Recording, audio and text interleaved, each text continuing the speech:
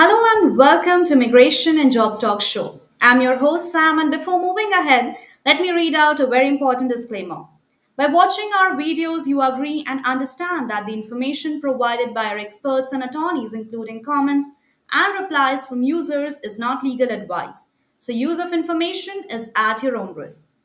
All right, once again, welcome back to today's exciting live show where we dive into one of the most crucial topics for anyone who is navigating the immigration journey. And today, the topic is Got a Visa Interview Coming Up? Here's how to stand out and get approved. So, we are going to share some insider tips, expert advice, and also everything that you need to know to ace your upcoming interview. But that's not all. Because today we are also honored to have a very special guest with us who has joined us for the very first time, who has experience in all type of business, family immigration petitions with a success rate of 85%. And his main focus is on removal defense for those who are facing of deportation issues in detention center and also seeking immigration relief such as asylum, CAT, etc. So please, guys, welcome attorney Mingquan Zhang, who has joined us for the very first time. Hi, Mingquan. How are you? It's a pleasure having you with us today. Me too, thank you. All right. So, Mingquan, before jumping into our today's question, I would like to say that our viewers are really excited for today's episode because, today the topic that we are holding on, it's like one of the most crucial topic for any immigrant people who are, looking to move ahead to Canada or to USA.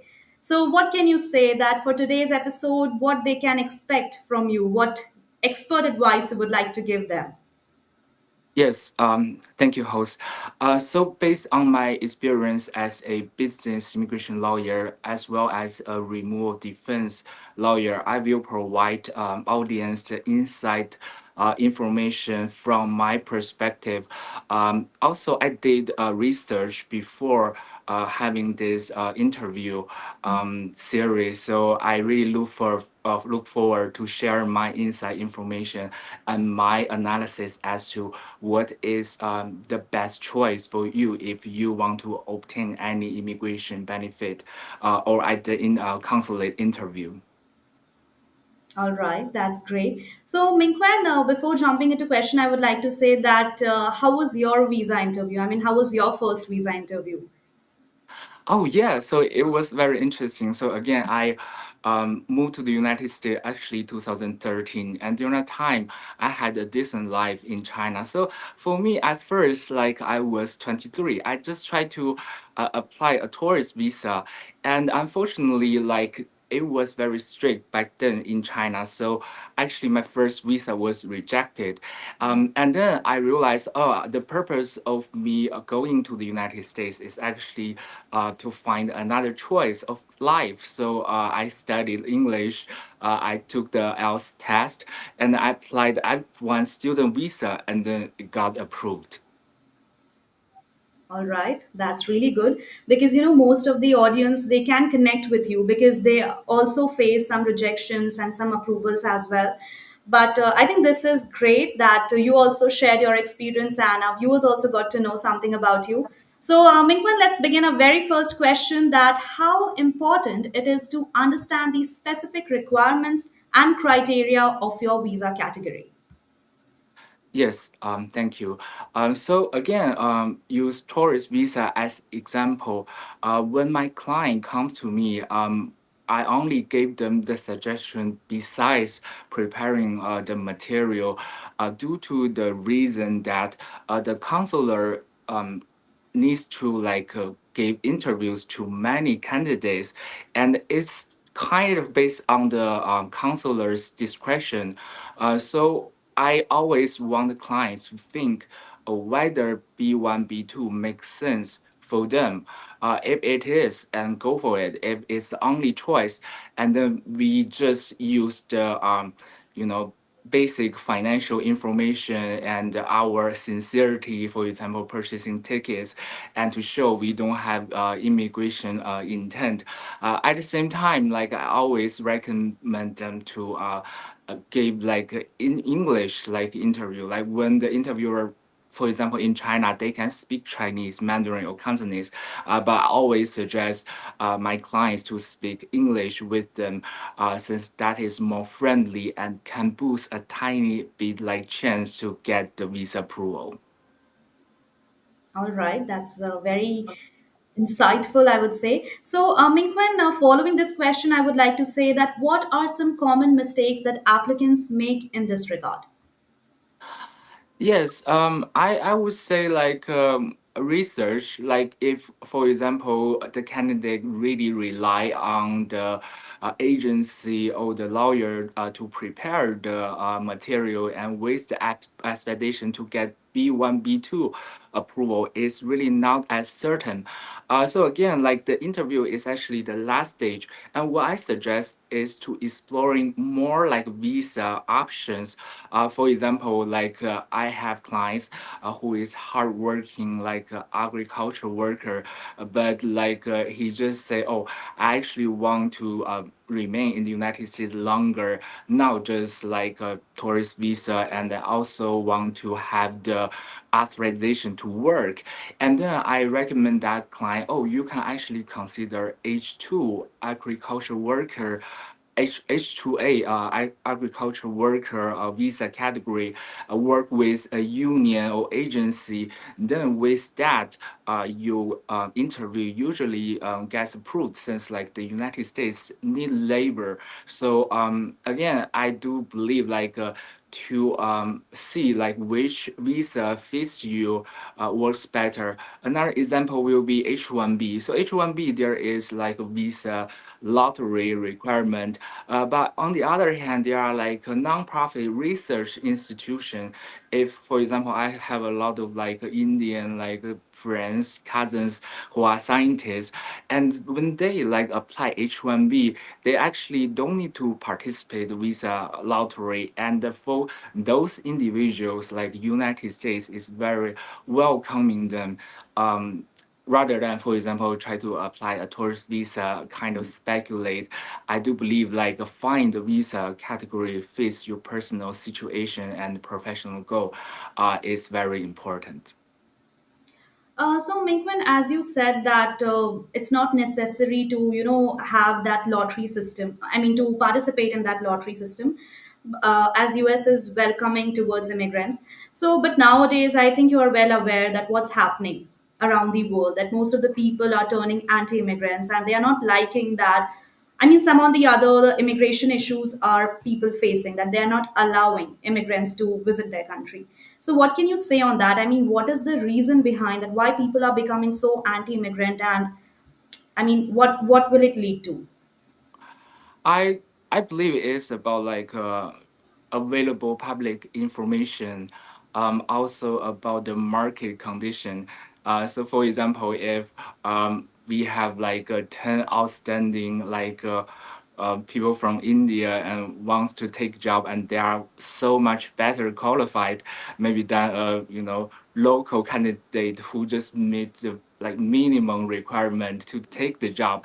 The U.S. labor law protects is like a legal resident, citizens. But on the other hand, it's sort of like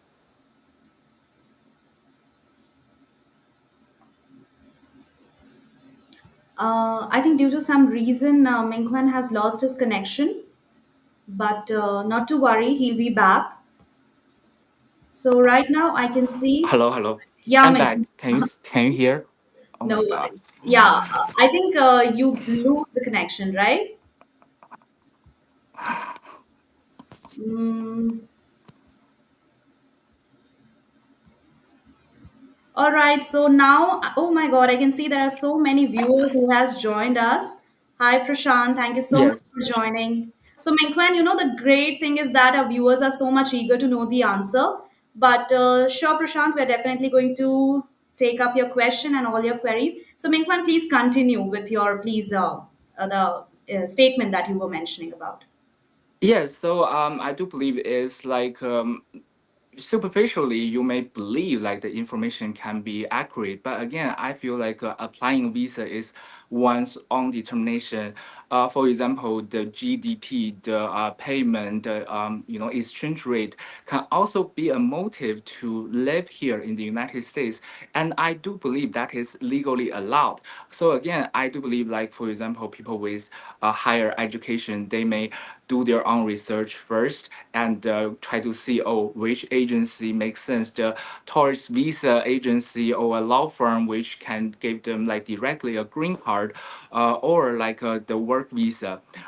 So again, I do believe like the news or public information makes sense from one perspective, but if you really have a goal, want to explore another chapter of life, I do believe like United States labor market is fair like for everyone. Okay, great. That's something very different we are getting to know from you. But let's see how many our viewers are agreeing with it, or they still have some kind of different point of view than yours. So, okay, now, Mingquan, now I would like to ask you the question that, most of our viewers are so much tensed about that what question the consular officers are going to ask from us. So my next question to you is that what questions do consular officers typically ask during a visa interview so that the first time applicants can have a better idea of what to expect and feel and be more prepared.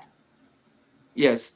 So let's again use B1, B2 as an example. I use that as start because no matter who you are, I do believe the chance is actually half half. So usually, like, oh, why why do you want to travel to the United States? What's your plan? And also something can be, oh, like where you are going to visit.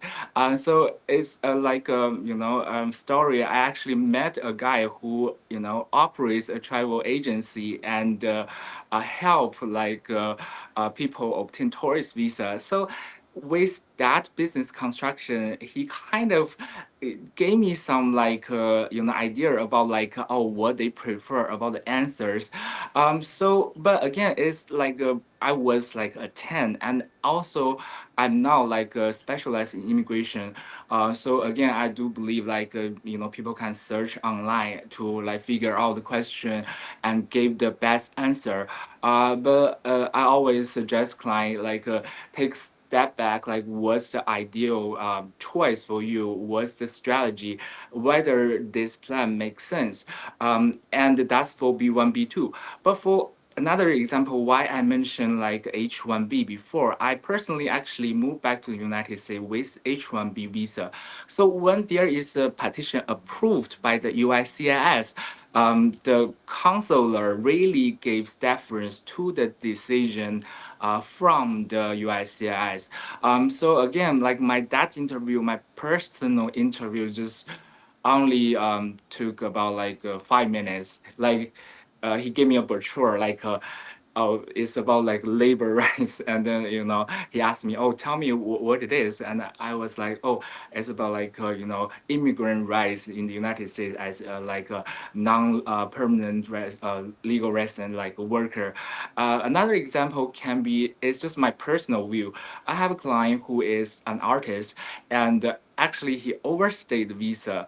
So like that was an issue, but again, with the petition approved from the USCIS, and the consular kind of figure out, oh, this person is a good guy here in the United States, and it can be just he does not know immigration law that much.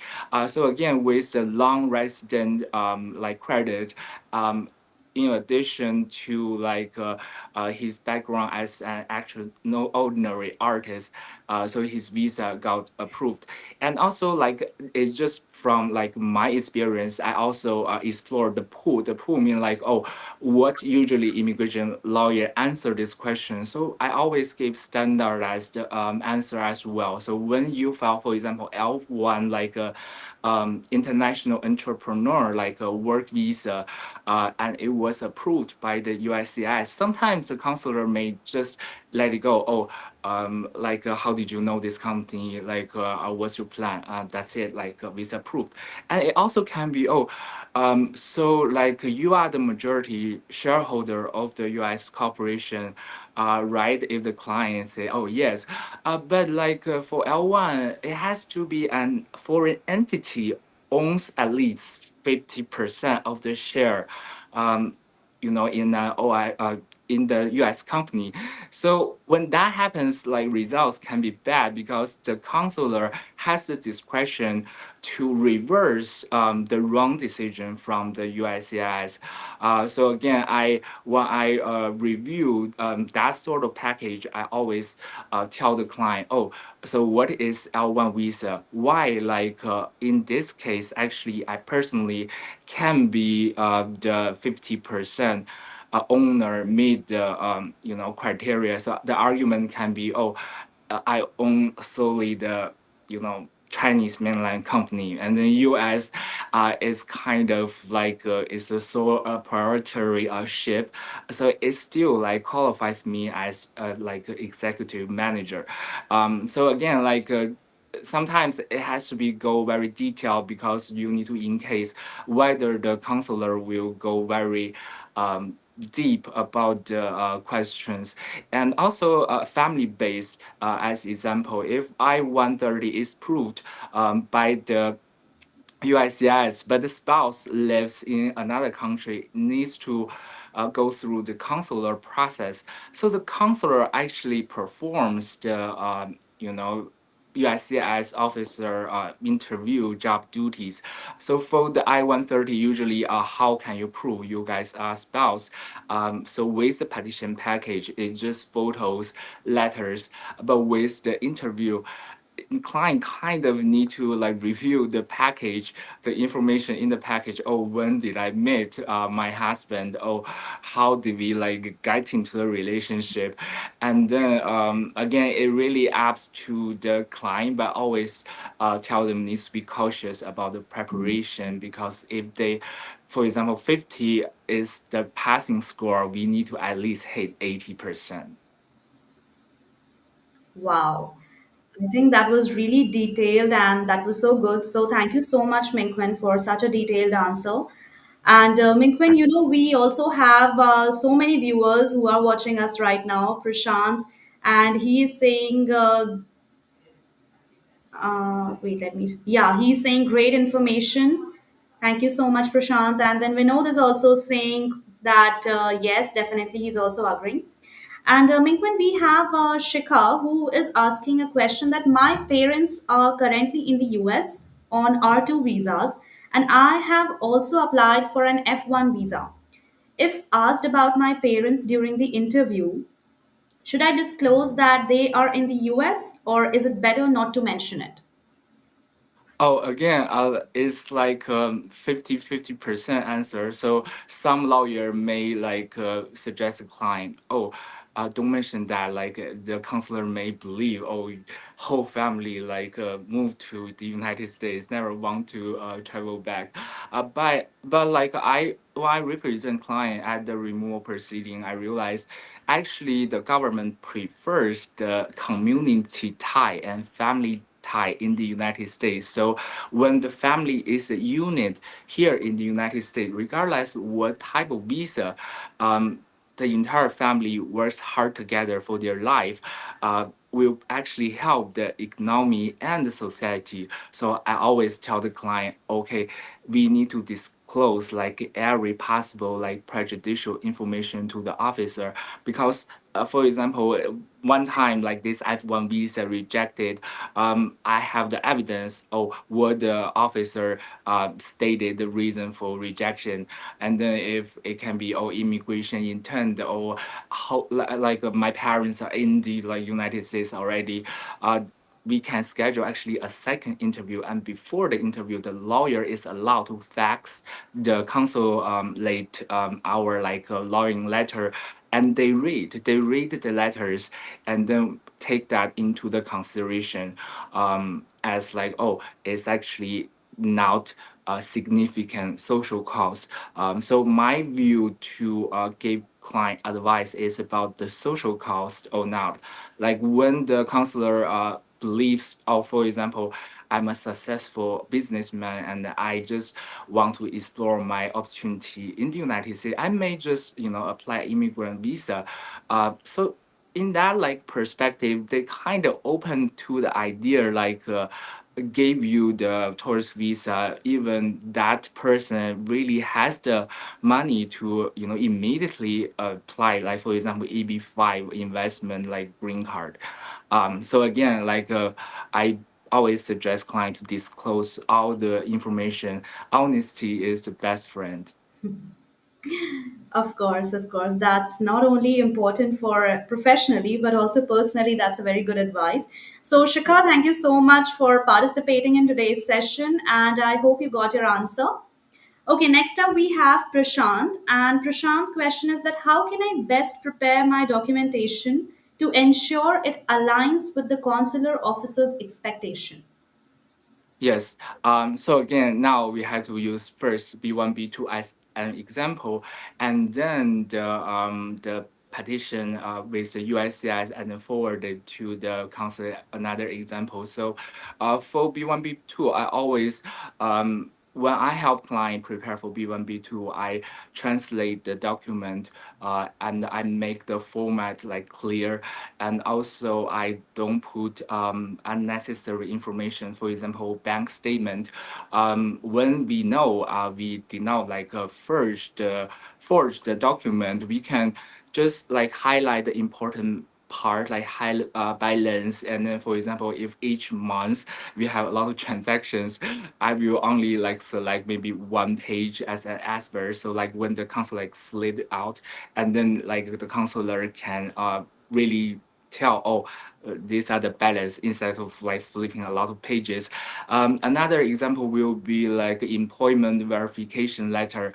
Again, I always suggest client, oh, you don't need to ask your HR to give very detailed information about, oh, how you know important your role is at the company, because when you say too much, that can be like opposite effect.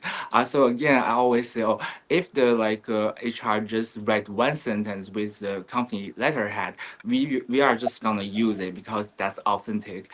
And for the petitions, for example, H1B, O1, um, even P1, I just ask client to bring the package which was approved by the USCIS. Since before the interview, the counselor also study the cases. So when they like already know the candidate, they kind of don't need to see Yeah. your like petition package. But at the same time, I asked the client, okay, you at least need to remember the start date of your work. For example, your interview is October 1st, but the start date is actually September 15th. If you were asked that question, how can you answer it? Like it can be, oh, it's just like timing. I thought I can, start, but so it is actually a logical answer. So yeah, based on like the visa category, also H2 when the US like we have a lot of hotels, but we are lack of the workers, and then when that happen, the client usually just bring the passport and then the approval with to the consulate. The consular can just take very easy on the client. All right. So, okay, thank you so much, Mingquan, for your answer. And I hope, Prashant, you also got your answer. Next up, we have lined up so many viewers, Mingquan, so I'm literally confused whom to take. Okay, so let's take Rakesh question. And he's saying that, hi, what are the chances for H1B 2025 third lottery? And what is the current IT job market position in the US? What can you say? Yes. Yes. This is a very good question. So, again, I was in the same shoe. I also believe in God. So, like, at the same time, I was a law student. So, but at the time, I was very open about like remaining in the United States or move back to China. But like the visa lottery actually allow like a multiple like employer to file like the petition and the lottery like application for you. So I actually did three. Uh, you know, and also during that time, like it's like you need to complete the package and then ship to the USCIS. Now it's just like a registration. So again, I do believe if you have like a sincere relationship with the US employer, I believe like 2 or 3 like company apply lottery for one individual is reasonable. But for example, if 10 companies, I just believe it is not realistic. I just feel, oh, for immigration it can be very strict, so you do not want like by record. At the same time, another thing, is exploring like different options. For example, like I'm not sure whether like India is E2 country or not, but that's also an option. Also H3. So for H3, Chennai like visa application is the petition is like you need to be an intern. So intern, the definition of intern can be, oh, I'm already a nurse in India, but here the United States, this hospital have like the assistant like position, which the main focus was to like train the the foreign like nurse or exchange purposes. So like that also can be an option for them to consider, since H3 when it is sincere and part of the job is actually training. The training can be, oh, we actually work together, but if I like spend more time on like my law clerk's work, it's actually like it's training purposes. It's not like she actually works that significant amount of hours. So that's also an option. And also like in addition to that, like for example, if the client has a master degree, advanced degree, um, they will have a better chance in the H1B selection. But at the same time, they can consider about, oh, how about like apply a green card or O1A petition? Because for O1 is very, very liberal in a sense, like the agent can be a US person and then be the petitioner and help you to obtain employment. And again, the O1A does not have like a lottery issue. But at the same time, if for example you are in university, you have a demo paper like drafted, how about like we pitch like different journals? If like your work shown on like a good credit journal, it actually can make you like qualify, for example, the NIW green card and the O1A. So it's really not just H1B. Like you can explore like different visa category to see, oh, whether you fit or not. And sometimes my clients are not confident. Like they come to me, it's like, oh, I just feel like I'm not there yet. But I always tell them it's just an application, and again, we don't charge that much. We usually do the, oh, if no approval, we don't charge the remaining balance. At the same time, when you reapply, we can help you for free. And since it's just filing, printing out the paperwork, just make minor like argument on the existing package.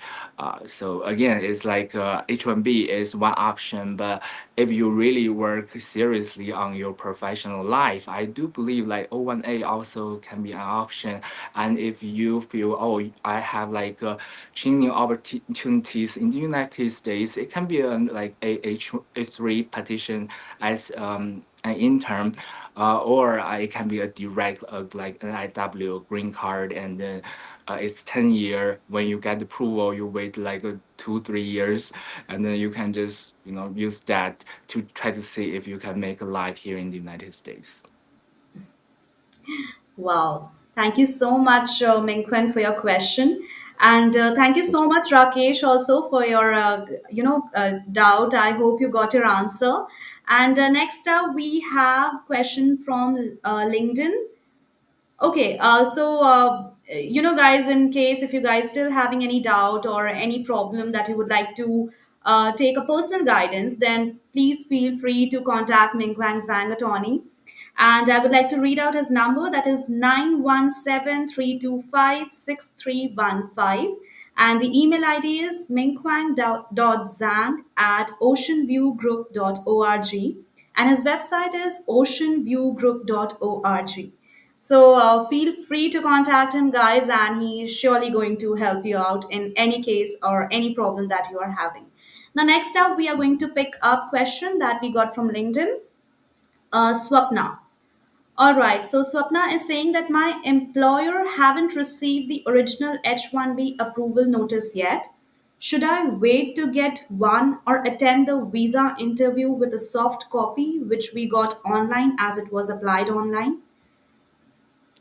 Oh yes. So again, like now, I work. I have worked for different law firms. So for some law firm, it's very traditional. It's like paper based. So we print out the package and then ship to the USCIS. We give the client the original notice. Sometimes the notice can be lost, but again, the consulate, they really have like clients' information, and one of the requirement is to approve bring the approval letter, but printing out the approval notice is like good enough. Like you don't really need the original like the green like ish like paper to the interview, since as long as you are the person, the beneficiary on the petition, there should be no more like no like too strict issue as to the format of the document, whether it's like original, the nature is a copy, as long as it's accurate. Okay, all right. So thank you, Swapna. And Mingquang, there's actually a continuation of Swapna's question that I would also like to read out.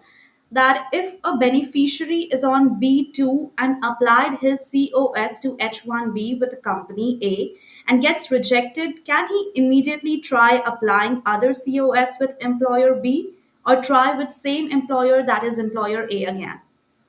Yes, it's more about the strategy. So I have to tell a story about myself. So when I was focusing on like a business immigration, I really applied my math theory, like how I can solve this problem, how I can utilize the rule while remain in compliance with the law.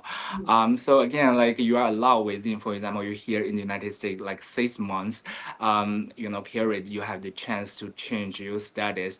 But I always suggest client file an extension maybe better. For example, the extension gave you at least 200 days to stay, or the pending time at least like 100 or 130 days. So give yourself more time. It can also make you maybe find a better employer, an employer who is more qualified. For example, I like my Ocean View Group is actually a baby company. I just started this year, like just a research institute. So like my corporation is actually a nonprofit like research. We research on immigration law, deportation issues. But again, like since the corporation does not make much, if I sponsor a person from India, like the approval rate may not be as good as, for example, a US education institute, like who always have funding sponsor that person. So again, yes, you can, change immediately, file immediately as soon as possible. But what is the best strategy? Give yourself more time, screening the employer to see whether employer makes more sense, whether it is reasonable, whether there are certain compliance issue, for example, salary. You don't want like the second employer say, oh, this person only have like 1 month and the last choice, and then how about I gave the H1B like a 70 salary, but I only gave like a 40. It also can be an issue because as the worker, you actually don't want dispute on like the labor dispute, since people need to move on their life. Great. Thank you so much, Mingwen, for your answer. And I think not only me, but I think our viewers are also loving it because I can see that there are so many responses we are getting. And all right, next up, I'm going to take Amtul's question that we received on YouTube. So Amtul is asking that I have a question regarding the application process for our travel companion. I am 82 years old and my wife, who is 81, has Alzheimer's disease. We have medical certificate for her condition. So, is it necessary for me to be present during my niece's interview? Uh, I did not quite get the question. Is the niece is the travel companion and try to apply B1 B2 visa, right?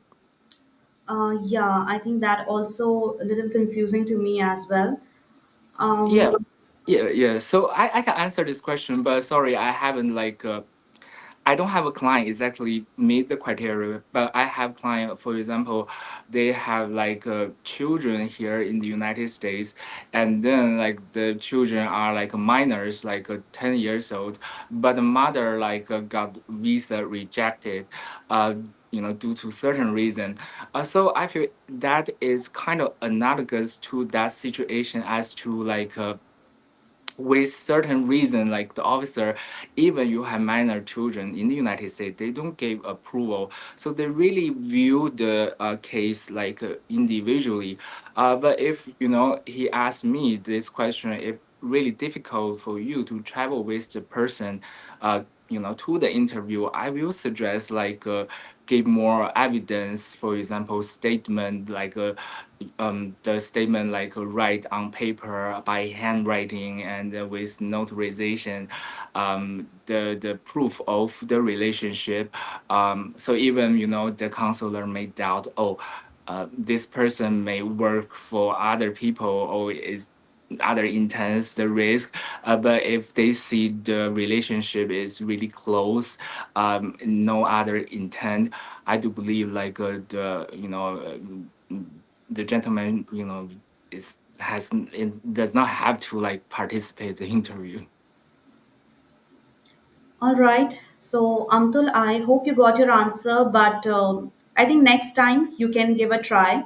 And also, do let us know what is your status and what are you planning to, so that Mingquan can also guide you well. Okay, so next up, we are going to take Prashant is back again with the next question. Okay, so we also got question from Kumar Raj. Okay, let's take first Kumar Raj question that he is saying that should I inform my university DSO regarding my filing? um oh, you what she mean is change of immigration status or F1 or change school. Um, okay, there's a continuation question that he's saying that can I continue with STEM OPT? Oh yes, so again if for example the stamp gave you initial period of stay and you want to renew it, I just believe it's just a process you do and show you are employed, and that's it. And I always suggest the student to work closely with the school, because the school, the personnel who work at the international student office, they really know immigration studies stuff sometimes better than me. So when it deals with internship, I always suggest client not just do their own research, since people usually in higher education institute that face this situation. At the same time, work closely with the school's office, because they can give you the um, better answer based on their experience. All right. Okay, so thank you so much, Kumar Raj, for your question. And next up, we are going to take Prashant's question. So, Mingwan, he is asking that how do consular officers verify the authenticity of the applicant's background and employment details? Yes, again, this answer, this question, I feel like I don't have the accurate answer, but at the same time I feel whenever I think about it, how do they know or do they not, usually I believe based on the volume of the certificates they see, they have viewed the employment letter. For example, if one person work for company A and then the other person claims the same, but the employment verification letter, the letterhead different, or it can be seen as, for example, Photoshop, just word put on there, but or the company just have the tradition to do that. So I do believe it's like a consular has their experience in viewing whether the like the documents are super forged. But at the same time, I do believe when there is a quota, there is quota. For example, as like labor market H2 as an example, when they do need worker, the screening process can be a little bit relaxed. Because I have client who the H2 grants only 1 month, and then like he arrived the United States like the last week. So usually it does not make sense. But again, when US needs labor, the consular, like the CBP, told the person, oh, you need to file an extension, and that's it. So yeah, so based on my perspective, is about uh, don't over polish your application. It's like a gambling, and at the same time it is not, because again you always have the option to try again, try again, try again. Maybe there is a rumor the second interview is always rejected, but it can be the third, the fourth you get like approval, even the same evidence. Right. Thank you so much, Prashant, for your question. And next up, we are going to take okay. So Kumar Raj is again with the next question. So let me take his question first. That he is saying that, hi sir, I completed my masters presently. I am an initial OPT residing in US. I got picked H1B in second lottery. Can you please advise me to file petition with consular process or change of status? Oh, change of status. If for example, if budgeting for you is an issue, um I will believe like that makes sense. And it also, like for example, if you want to take a break from the United States and then you plan to like work for the company is next year, or you have like more vacation time, I think consul like process can also work. And at the same time, you can always amend the petition when situation changes. There is a fee occurred, but again, in general, like when the students in the United States, I will suggest them to adjust their status. Since you got like selected, you work for the employer, you need to continue the employment relationship. If there's gap, like the job may be other persons, and with the consulate, it can be like, oh, I plan to travel back next year, so you can plan in advance, prepare your documents. Oh, when I need to make the appointment, it can be like you made the appointment here when you are in the United States, and then you only take 1 week vacation, and then on a Friday you go to consulate, get you passport the next week. So again, yeah, I do suggest like change status in the United States, but also based on personal circumstances. All right. So I hope now Raj is definitely going to work on whatever suggestion that you have given about change of status. So thank you so much, Kumar Raj, for your question. And now next, I would like to take up Prashant's question again. That Prashant is asking, what are some effective ways to address gaps in employment or education during a visa interview? Oh, yeah. So the gap, I mean that can be a question, but again, like when it's H1B petition is proved, they usually don't go that detail. But when there is a gap, you can explain. Okay, during this period of time, what have I been doing? For example, use myself as example, like 2021 during the pandemic, I actually did not practice law for like 8 months. But during the 8 months, I did some research work on like cardiology and stuff like that, and published like papers. So if I were asked, I just gave my sincere answer when I was on a break from work. Uh, you know what happened to me and why I'm very qualified for this job, because my qualification, experience, and then I'm willing to work very hard on the employment. All right, so that's great. Thank you so much, Mingquan, for your answer. And that, I'm loving it how you are giving answers with relating to examples and also your experience, how it was your. So I think that way our audience is also connecting so much with you. And Prashant is also here with one more question that he's asking for student visas. What are some compelling ways to prove that my studies will benefit my home country? Oh, yes, that's a very good question. So usually like people choose their major based on the family background. For example, like one of my sister is in public health, and then like my actually she's my godmother's daughter, and then like when she went to the interview, she says, "Oh, after I finished my studying like here, the technology and procedure totally different from like China. So after I finish this master program, I will apply the most current, even can be just management method, and then will benefit not just my home country and my own like family business.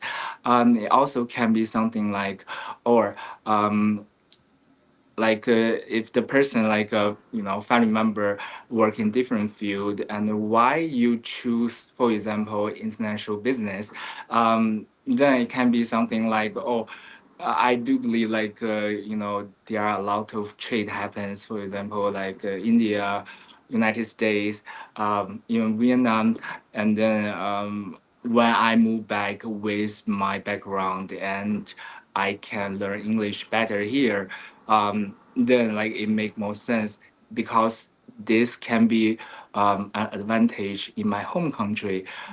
For example, with a degree and move back, can someone can get paid more than like remaining in the United States. So again, I do believe like think about like the social like circumstances, like the situation, political, your personal background, plus how your education can help your personal development in your home country will give you the best chance to get a visa. Um, at the same time, I still believe like United States labor is like when you're awesome, when you're outstanding, and when you actually achieve high GPA here, like in the United States, enable you to land a H1B, then it's kind of can be an international collaboration situation. It can be like you stay like 9 months this year in US, 3 months in India, and then it can be like 4 months US, and then like 8 months India. So again, I do believe like a personal growth can be like more important. There's certainly how you want to make life here is more important. Yeah, right. I do agree with that. And I would just like to say that, Prashant, in case if you still have any question or any doubt that you would like to contact Mingwin, then please go with the contact details that are visible on the screen. I'm sure he is definitely going to help you out, and you are definitely going to get more and more information regarding your immigration questions. And all right, so I think now he has one more question. So let's take up one more question from him. That how important is it to know the destination country's culture and laws when attending a visa interview? Yes, yes. So I do believe that that question, can be asked by the counselor. Like, if, for example, okay, this university is in Boston. Why you decided to apply that university? Because there is other university, for example, in New York. So the answer can usually be like something. Oh, I do believe I enjoy 1 year 4 seasons instead, for example California 2 seasons. So it can be an answer, but like more important answer to give is that your application procedure, why you think that school makes sense, and then I will believe the next thing is about, oh, I look forward living in this city because it's more academic, the culture, the friendly. I also can find my own community. For example, there are like areas majority of the population are Indians. So that's why I choose to live here. So again, like this can be the question because my F1 student like visa interview lasted like 1 hour. Oh God, that was something very exciting, I would say, right? Yes, yes. All right.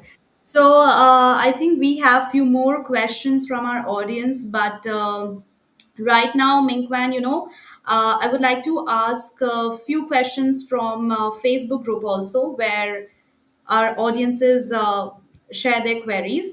So let's take first this Facebook questions, then we'll move ahead with our viewers' question.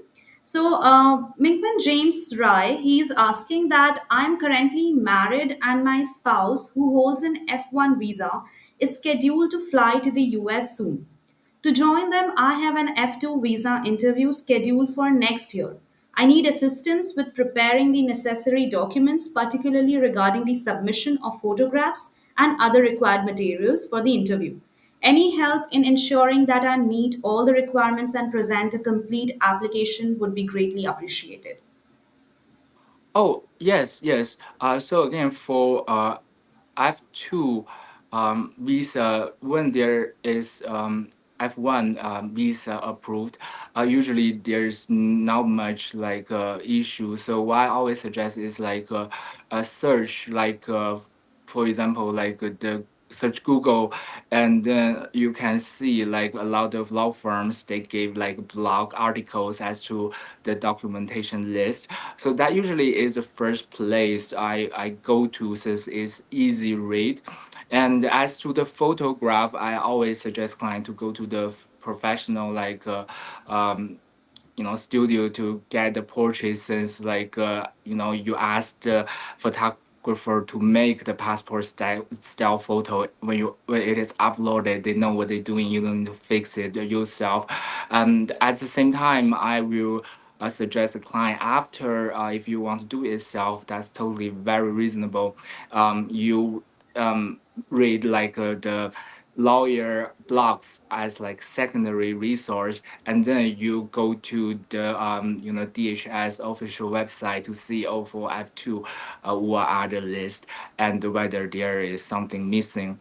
Again, I do believe one hurdle I still facing now is like filling out the DS 160 form. Sometimes like when I put the like credentials, I just cannot log in. And I always tell clients, so if some client really wealthy and then like they ask me to help them with the tourist visa, I usually tell them, oh, you just want me to fill out the form since it's very challenging, sometimes can be tedious, and at the same time you always need to double check whether you on like made some typos. So for the DS 160, I usually actually give me 1 week to complete. Like first day, fill out the form. Like Wednesday, review, and then like a Friday review again, and then next week like double check and then submit the form. Great. So I hope that now, if we are going to, take up more questions, also, then that won't be also a problem, Minkwan, because we have almost reached 1 hour. I think that would be fine. Yes. Yes. Yes. Sure, that's great. So, because we are getting so many questions in today's episode, so let's take up this question from anonymous participant that good day, I really am unemployed, but I am enrolling for a nursing bachelor's degree and the school starts in June 24, 2024. Cannot put later dates because it is the present. So the question is that should I put unemployed or student in my primary occupation in DS 160? But if student, then what date should I put? Oh yes, again, I just believe that you put like the accurate information, and when you are not employed, oh, it can be self-employed, like based on your own circumstances, you can just write whatever like makes sense, the accurate factual information of yourself. And then I do believe like the counselor will see it as like sincerity. Because again, the only thing I will not suggest my client is, give like false information or believe or misbelieve, like by putting certain information can boost the chance of approval. Yes. Okay, great. So now moving ahead, I would like to pick another question that is Segan George. So he's asking that I apply for US visa interview for B1 B2 visa on January 28, 2020. My interview appointment date was slated Friday, April 3rd, 2020. My interview appointment was cancelled on 18th March 2020 by US consulate due to COVID virus. So I was sent a message that I will be contacted till further notice. I have waited for so long now without anything. This is almost 4 years now. Please, what should I do? What is going to happen? Oh yes. So again, like consulate, like they have fax number. I'm not sure, like in India whether there is, but in many countries there is. You can fax them and make the inquiry, and there's always way to communicate them by email. But what I usually suggest client is just refile the applications and then choose the appointment time, since like time sometimes can be more expensive than like oh, I just want that appointment to happen. And again, if they don't allow to make the second appointment, then the system will automatically screening the first one. For example, like a green card, if you have, for example, family-based green card approved, and then later on you get like employment-based approved, and then when you file like a green card adjustment status, they kind of allow you to change your green card category. But one thing is not allowed is like they will ask you, oh, which one like you prefer, like the family based or the employment based. So again, I do believe the best strategy is to reapply again and then to see what may happen the next. Because again, like a consul, even like a consulate, um, in different countries are U.S. consulate, but sometimes some consulate really receive phone calls and then like take care of the client. Some consulate really busy, don't have time to do it. So I do believe like start another process that can make you have more immediate response. All right. Okay, so thank you so much, Mingquan, for your answer and taking these questions up. Okay, let's take another question from Adil Hassan Beheri. And he's saying that I'm applying for first time for tourism. I'm 64 years old and my wife is 59 years old. My daughter is 30 years old. What kind of questions in the interview? Yeah. Oh yes, yes. So for like those clients, I usually suggest them to go with the tourist group. But like some clients like really have their own schedule as to traveling. So if you are the first group of client, I do believe the tourists like you know um, agency can take care of like what documents you need to prepare, for example, employment, the ownership as to real estate, whether there are any like a country you travel before. There was a rumor that, oh, you go to Europe first and then you apply US visa, the approval can be easier. I still believe that today, but I never suggest client do that. I suggest my mom did that. But secondly, if you are the want to travel independently, you really know which tourist spot I want to go, or even I want to meet some friends and then stay with a friend for a couple months, even that's a lot. You just give the accurate information, and if the friend is in the United States, you provide the clients, for example, like the immigration status, the occupation background. Even you can give the like the friends owns a real estate, so I will stay there for like 2 months, so I don't need to pay hotel. So it really depends on your personal again situation. But yeah, like two ways tourist agency or make your own, but make your own. I do believe, for example, plan tickets, necessary hotels, like proof necessary, and then you need to think about where you want to go, how long you want to stay. And I do believe with good background, like a client with like a stable occupation in like their home country, usually they counselor don't go very hard on, oh, are you intend to like move to the United States, since like they are required to complete like a number amount of like interviews, during the day. So again, like we just prepare what we can and try our best. Great, great, I would say. Okay, so next, let's pick up another question also, that is, hello, folks. My spouse and I have a US B2 visa appointment soon. I have a full time permanent job, but my spouse has a contract job but full time. They renew every 6 months and it's been 2 years. Would this be an issue? I don't believe so. Again, like social cost is actually when I deal with B1, B2 application. Since after I representing client at the remote proceeding, a lot of my client actually cross the border. I don't know how did they like get here, but that happened. And what the consulate does not want is like if the person like here in the United States, and then the intent just to remain here, well, not really generate like economic wealth, that can be an issue. But again, for you, like the question you ask is very very detailed but also reasonable. But if I were you, I will first like focus on the employment like verification letter, and then if you were asked, and then you can describe the nature of the job. But again, I don't think it is necessary to put like too much information or ask the HR to draft the letter certain way to get approval.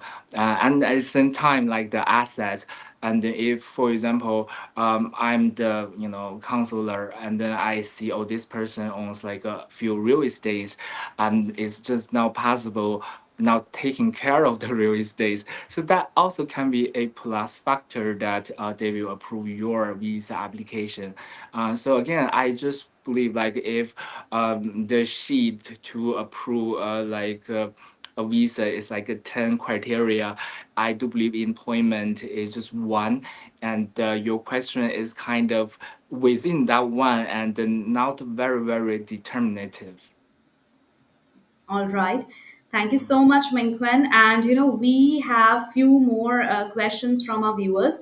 So now I think I would like to pick up those questions from our viewers. So let's take Prashant's question because he's back again with another question, that what advice would you give to someone with previous visa denials to make a stronger case in future applications? This will help my team so much. Please let me know. Um, may I ask like what type of visa denial? Like maybe yeah, it's not spontaneous. Yes, yes. So we can talk about like in general. So for example, B1, B2. Um, again, I still believe that is random. Like I had a friend told me that like that friend is very rich, owns like good cars, really says like own a company, and then he told me, oh. A guy like before me, like just a college graduate, and then he got approval, but I didn't. So I do believe that is random. And if you next like interview is just the same visa category like B1, B2, I do believe like just go to that interview and think about like what are the reasons from prior like rejection. If the reason is immigrant intent, and then you just need to think about like the answer. But like the best strategy again for myself is like if you want approval, what best suit for you, what is your true intent, really just the go to the tour, or like if it's a student visa application, because it is reasonable, like you come here with a student visa, but you also want to have a part-time employment, even they don't want it, but what if you can do a reverse, like find a job may fit your current situation and give you the petition approval, and with that, if you want to, for example, further your education, is also allowed, like people who example for example like on O1 visa, they can enroll in universities as well, who are on asylum can enroll in public school. um, so again, like the first, if the first rejection was B1, B2, and then you can do more research. I suggest you do more research as to whether there are like other category you may meet. Also, if you have friends in the United States and you want to save money, and you can actually ask the friend to file petition for you, or you can apply your online account with the USCIS to check your application. That way, if you, for example, don't want to have an agency, have a lawyer, since I do believe like a lot of my Indian friends, they are very smart. The only reason they like do DIY their case because they really know how to do it, and they really believe that can like make them have better knowledge as to the timeline. So yeah, so like the first one can be one category, but second time, how you want to plan, or you insisting try on the same visa is also okay. All right. And also, Prashant, it would be great if you could let us know that which type of visa category you are talking about so that we can be a little specific about it.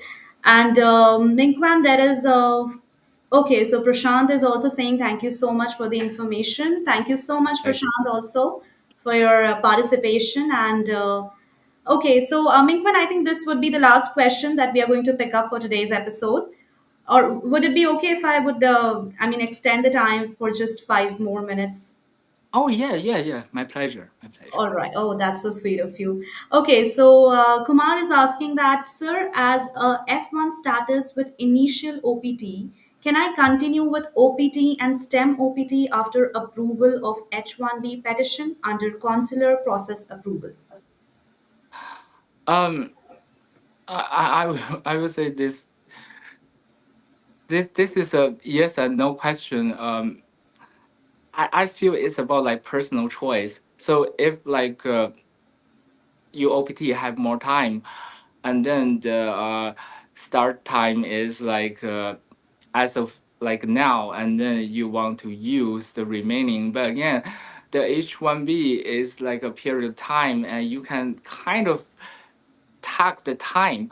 But at the same time, I do believe like you may worry less when there is a H1B approval, then you commence that employment makes sense. Why is that? Because of the next step. If you want to have a green card, um, there are different like standard, like strict standard, intermediate standard, and the differential standard. So with H1B status, if you continue legally here, living in the United States, pay your tax on W2, and then the next step when you apply, for example, NIW, National Interest Waiver, the same qualification with your H1B visa will at least boost you 25% chance to get the green card approval. And once that is approved, you can like forever extend your H1B status as it is pending.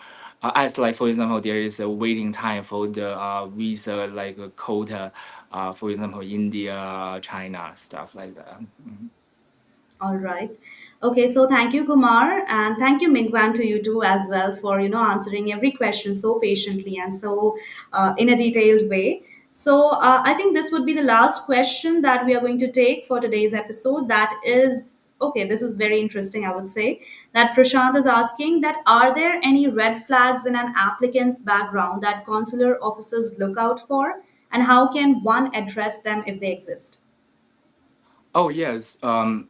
So for example, like again, like when like the counselor um sees clear and convincing evidence that like you misrepresent a material fact, that can be a very significant issue. For example, if like the employment, the employer, the employment, if you later on say something different, and then uh, the counselor makes like this question finding that, oh, it's lying, you may need to apply waiver the next time. So that can be an issue. And then another issue is like criminal records.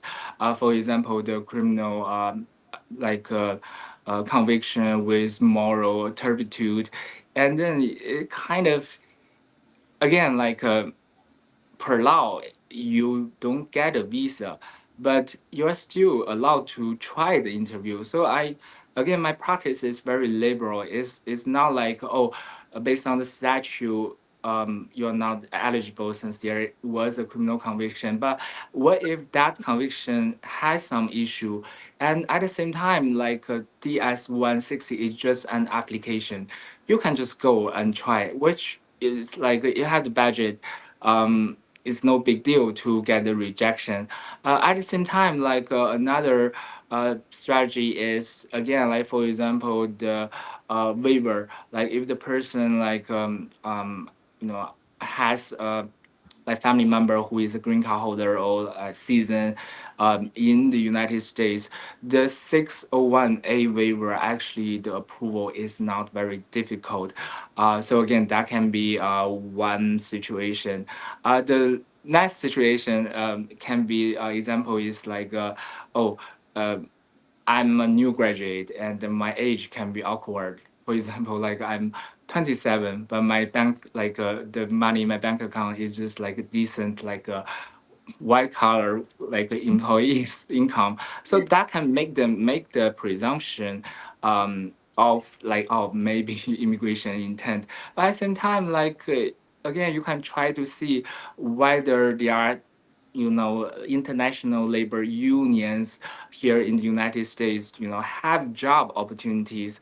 Because with that, like use H2B as an example, when the petition is approved, it can be a quota. It can be like a USCIS approved like 100 workers, and then like if they authorize you as one of the workers, then with that approval, your interview will be like so much easier than think about, oh, what if like B1 B2 they ask me about like immigrant intent or not.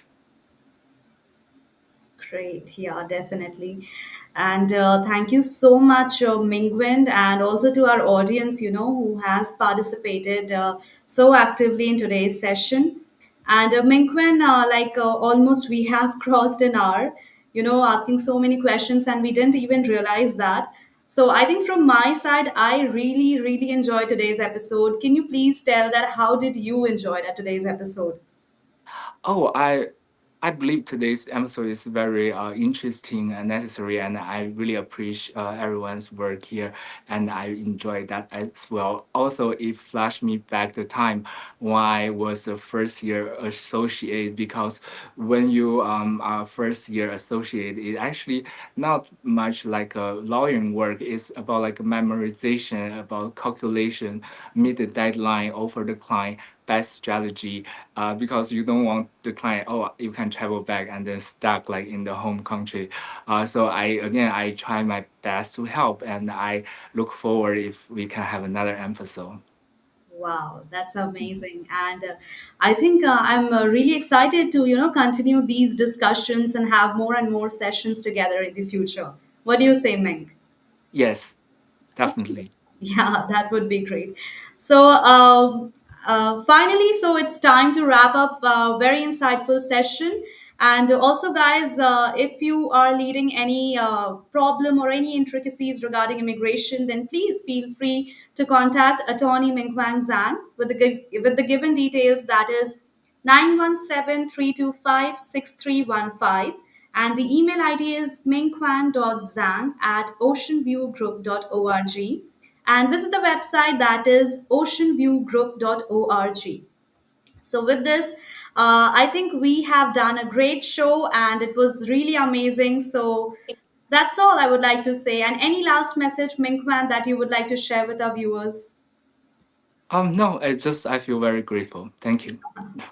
Wow, that's really great. And we are really honored to have you, and it was really pleasure having you on the show, and it was so good.